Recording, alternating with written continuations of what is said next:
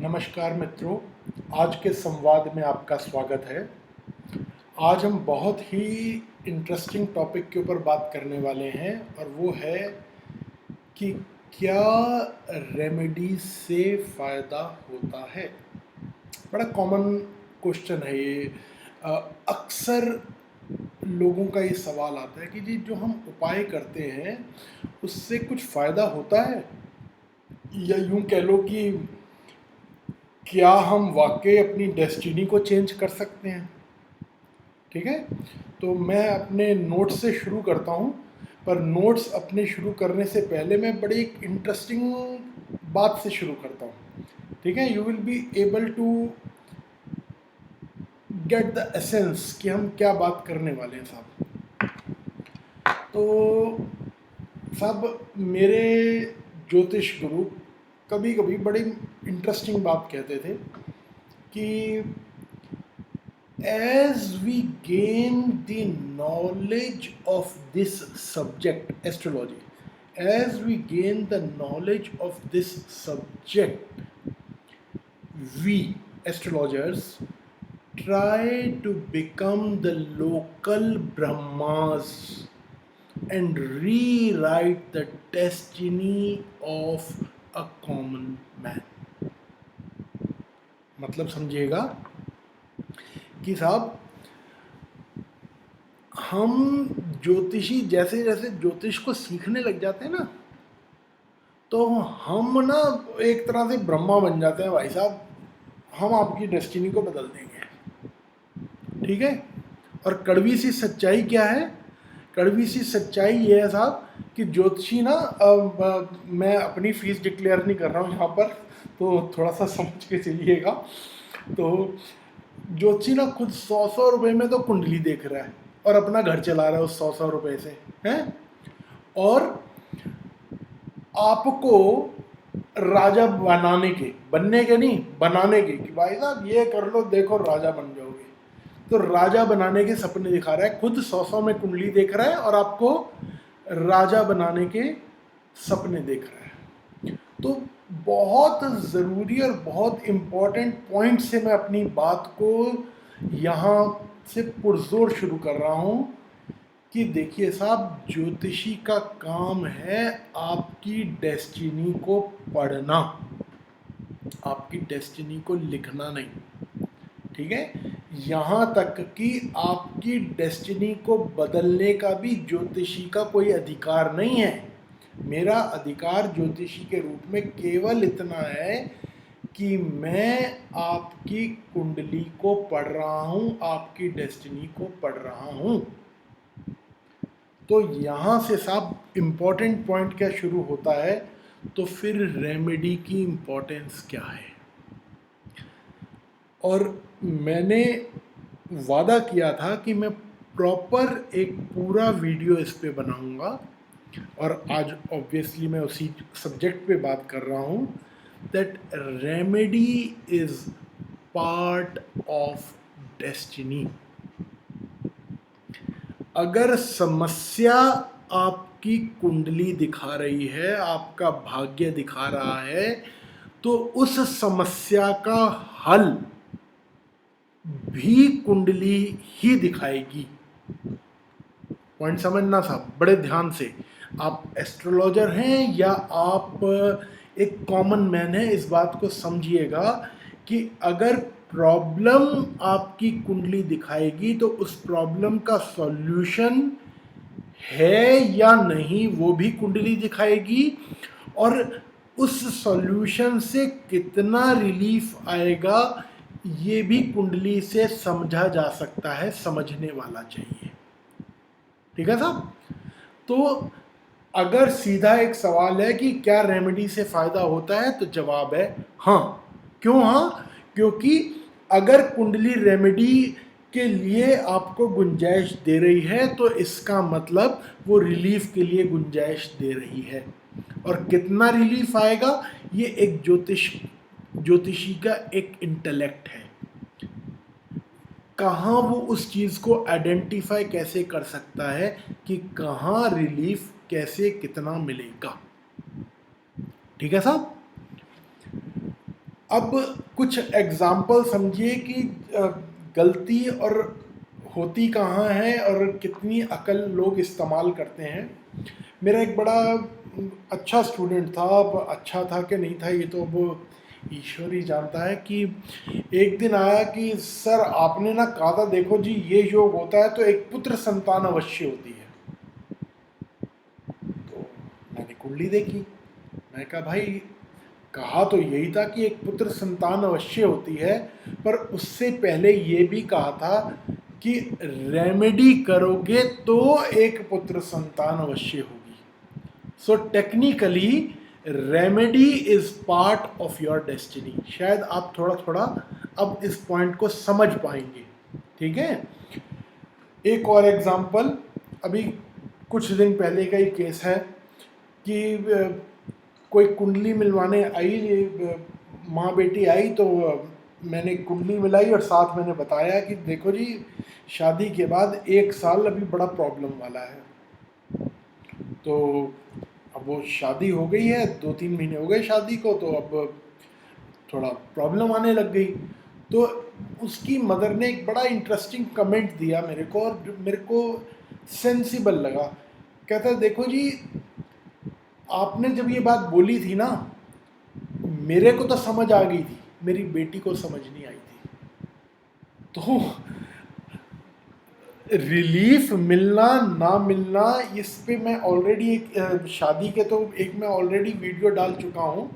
तो रिलीफ मिलना या ना मिलना, it's part of the destiny. आगे बात को बढ़ाते हैं साहब, कि अब यहाँ पर डिपेंड करता है कि आप किस तरह की रेमेडी कर रहे हैं। ठीक है, सबसे पहले, इससे पहले कि मैं इसको आगे बढ़ाऊं, यहाँ मैं बड़ा क्लियर कहना चाहता हूँ, ये जो टोटके वोटके है ना, कि नदी में ये बहा दो, किसी के दरवाजे पे चौराहे पे ये रख दो, रास्ते में ये रख दो, मैं उनको कहीं पे भी रेमेडी नहीं मानता। या तो आप अपना शहर गंदा कर रहे हो, या आप नदी नाले गंदे कर रहे हो, and ultimately whatever you are doing will come back to you. तो मैं टोटकों की यहाँ कोई बात नहीं कर रहा हूँ साहब। तो मेरी कहीं पे भी जब मैं रेमेडी वर्ड यूज़ कर रहा हूँ या उपाय शब्द यूज़ कर रहा हूँ, तो उसमें टोटकों को बाहर बाहर रखना। ठीक है साहब, चलिए आगे बात करते हैं। तो मैंने मेरी किताब है दशा ही दिशा है। ये मेरे गुरुजी वर्ड बोला करते थे, दशा ही दिशा है, तो मैंने अपनी किताब का टाइटल रखा दशा ही दिशा है। उसमें मैंने एक स्क्रू ड्राइवर रूल का जिक्र किया है कि पेच सामने है ना, उसमें कौन सा पेचकस लगेगा ये पेच देखकर समझ आएगा। उसी तरह इस कुंडली की चाबी क्या है, इस कुंडली को अनलॉक कैसे करना है, वो कुंडली ही बताएगी। वो कुंडली के बाहर कहीं कुछ नहीं पड़ा। ठीक है साहब, तो बेसिकली साहब अब कई तरह के उपाय हो सकते हैं, मैं एक एक करके सबको कवर करने की कोशिश करता हूँ, शायद आप समझ पाएंगे, उसमें से कुछ पॉजिटिव निकाल पाएंगे। सबसे पहला पूजा। यहाँ पर मैं एक इंटरेस्टिंग सी चीज़ और बताता हूँ, मेरे नोट्स में नहीं लिखी थी, पर एक पर्सनल इंटरेक्शन है, ये संवाद है, तो मैं आपको समझाने की कोशिश करता हूँ। 30 साल हो गए साहब मोटे मोटे में मेरे को काम करते हुए इस वक्त। तो शुरू के 10, 11, 12 साल तक मैं खूब नग रिकमेंड करता था, खूब। फिर मैं, अब ईश्वर जाने ये ट्रांसफॉर्मेशन कैसे आया, कहाँ पर आया, कब आया, मैं नहीं जानता, पर अब मैं पिछले 15-20 साल पर नज़र डालता हूँ तो मैं ये देखता हूँ कि मैं पूजा पाठ इस तरह के उपाय बताकर ज़्यादा खुश हूँ, या खुश को यूँ समझ लो कि मेरे को उन चीज़ों से सफिशिएंट रिक्वायर्ड रिजल्ट मिल जाता है, तो मैं नग तभी बताता हूं जब एब्सोल्यूट नेसेसिटी हो। ठीक है, तो ये बात को समझिएगा। तो अब सब पूजा दो तरह की है, एक है डेली पूजा जो कि नित्य आप जिसको हम अपना दैनिक नियम कह सकते हैं एक तरह का। तो यहाँ पर आइडेंटिफाई करने की चीज़ ये है कि इस कुंडली से आपका आराध्य कौन हो। आपका आराध्य कौन है नहीं कि मैं बात कर रहा हूँ, 99% ऑफ द टाइम्स वो चीज़ बड़ी सिंक्रोनाइज्ड होती है कि जो हम कुंडली से देखना चाह रहे हैं या बताना चाह रहे हैं वही, क्योंकि आराध्य एक वो है ना, मन का माना, ठीक है ना। तो वो कहीं ना कहीं डेस्टिनी उसको एक थोड़ा सा अलाइन करके चल रही होती है। पर एज एन एस्ट्रोलॉजर कभी कभी हमारा वो काम बन जाता है कि हम आपका फोकस सही जगह पर ड्रॉ करें कि सब ये आपके आराध्य होने चाहिए। यहाँ पर ये भी ज़रूरी है, देखिए साहब, इतने सालों का जब आपके पास एक एक्सपीरियंस होता है, ऑल्दो एस्ट्रोलॉजी में 30 साल का experience is like a starting, ठीक है, मैं ये भी आपको बता दूँ। तो पर जब इतने साल का एक्सपीरियंस होता है ना, तो आप कई धर्मों के लोगों या कई मान्यताओं के लोगों से मिल चुके होते हैं। मैं कोशिश यही करता हूँ कि जो भी पूजा आराधना बताऊं वो कहीं उनकी मान्यताओं में, उनके धर्म की मान्यताओं के अंदर रहकर ही बताऊं। मैं जो डायरेक्टली अभी आइडेंटिफाई कर पा रहा हूँ, हिंदू तो आते ही हैं, सरदार, मुसलमान, क्रिश्चियन, बुद्धिस्ट, तो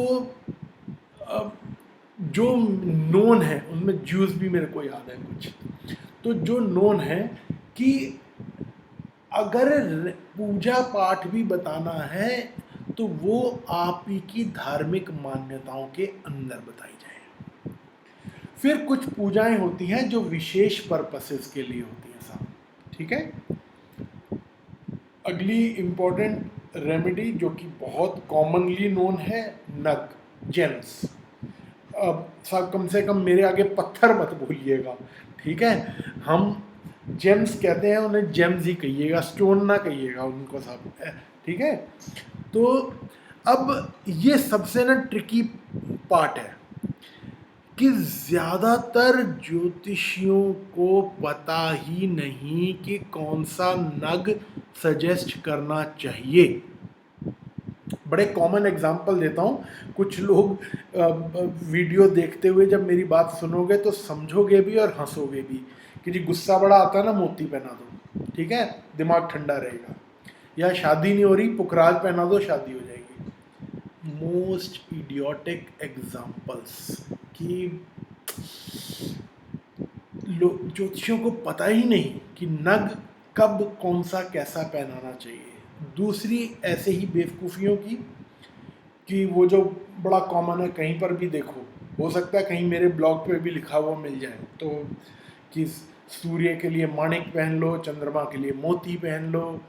तो this is not astrology, this is idiotism. Do mind my words, do mind, ये एस्ट्रोलॉजी नहीं हो रही, ठीक है यही सच, यही है कि सूर्य के लिए माणिक है, पर कब पहनना है कब नहीं पहनना ये आइडेंटिफाई करना ही ज्योतिषी का नॉलेज है, उसका इंटेलेक्ट है, ठीक है।